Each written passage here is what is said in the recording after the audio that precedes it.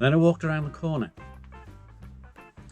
I wasn't really there to look at this bike. In fact, I don't actually know anything about it, if you want the truth. But I walked around the corner and there was the Honda Transalp. And I thought, I climbed on it, had a sit. And I thought, wow, do you know what? This is really good.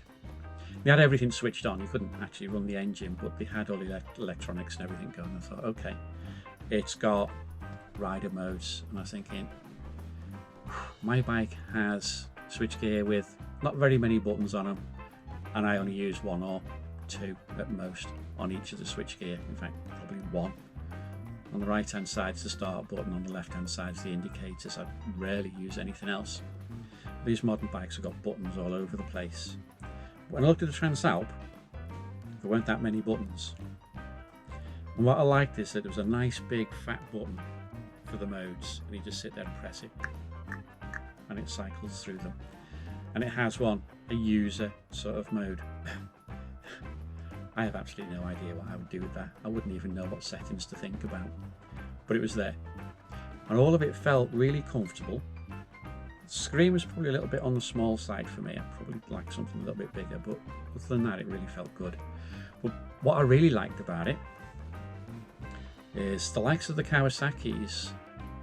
For sports touring, they tell you can have panniers or a top box, but not both. And on my bike, I have two panniers, 52 litres each, a top box of 52 litres. I take a Lomo bag of 60 litres, and I've got a tank bag. So the idea of having just two panniers is not going to work for me. Panniers themselves on the Kawasaki is not that big either. They're only about 32 litres, something like that. So I know I can put my Lomo bag over the top, but where the hell else am I going to put the rest of my stuff?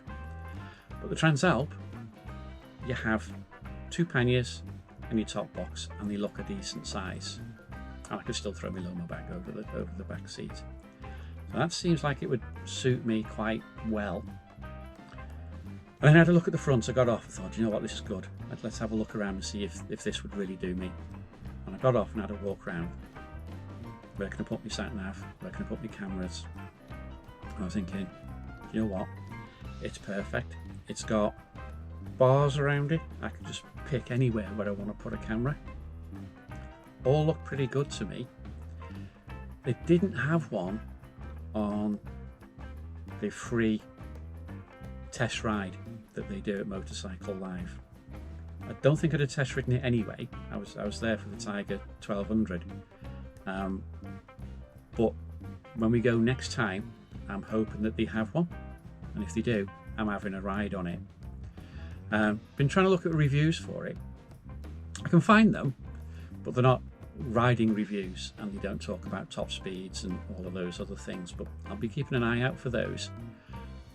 That bike is up there in my list of options of which sort of bike I'm looking for when I get a bit older and when I can't ride a bike without wearing these. Might be a year or two away yet. And so that one I liked, and that's the one I'm going to be looking at next time I'm at Motorcycle Live.